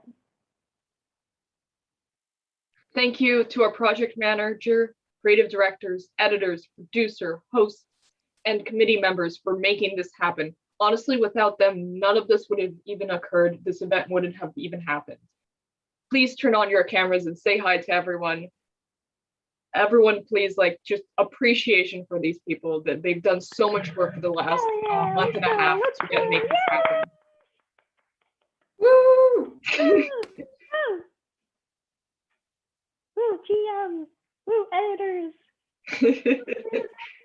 Oh, Core 8. Wow. Look at everyone. Shout out to the producers.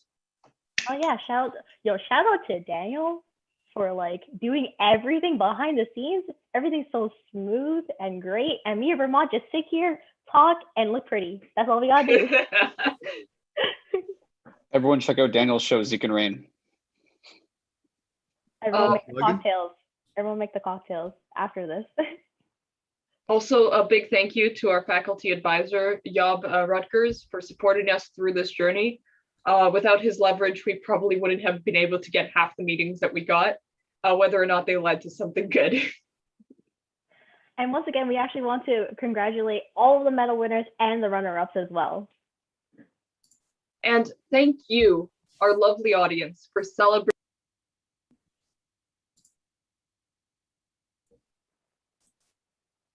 Oh, Vermont, you're on mute. Vermont, It went until celebrate. That's okay. Okay, that's all right. Thank you, our lovely audience, for celebrating with us today, whether it be on Zoom, on YouTube, or Facebook.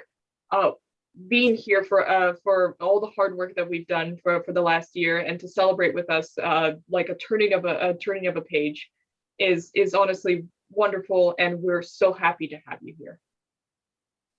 And we would honestly love you guys to check out the website, see all of our work that we've done. So the website is OCADUID.format.com. Please check us out.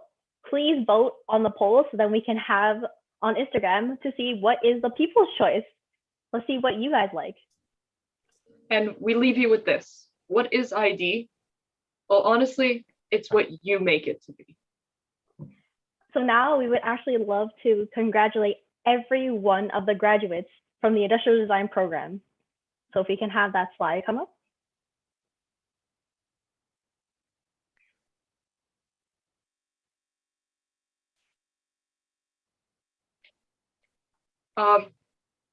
Osmos Abdullah, Arima Al-Momen, Connor Anderson, David Barter, REA Bookbinder, Edward Chan, Sydney Cooling Sturgis, Emilio Esteban Canizares, Ziyin or Milk, a fan. So we have Jalam Gutam, Santiago Garcia Sanchez, Oleg Gorlek, Julie Hancock, Wing Yu Hong, Beth Jessup, Jasmine Connaught Isho, Dana Konopelny, Davis Ladizer. All right, guys. Alexander Molyneux, Chacha or Mark Mwita, AJ Daniel Narandas, Brent Novak, Justina Brovic, Victoria Park. Ju Jun Ping, Jesse Ping, Terrafam, Parmis Ravidan, Callum Carstone, Chance Sherman, Shabbat Singh, Ji Song, Vermont Urban Volchik, sorry, man. Shiyu Ash Wang, Juyun Tim Yim, Zhao Yu Anna Yu, Anna Zabla, Shu Jun Zhang, Wen Yu Beryl Zhang, Hao Sheng or Herc Zhao, Meng Vicky Zhao, Zisheng or Eric Zhu. Thank you, everyone, and have a wonderful night. Good night. Thank you. Thank you. Yeah, good night, everyone. Thanks for coming. Night, everyone. Thank you. Good night, everybody. Thank you. Yeah, Daniel's in your phone.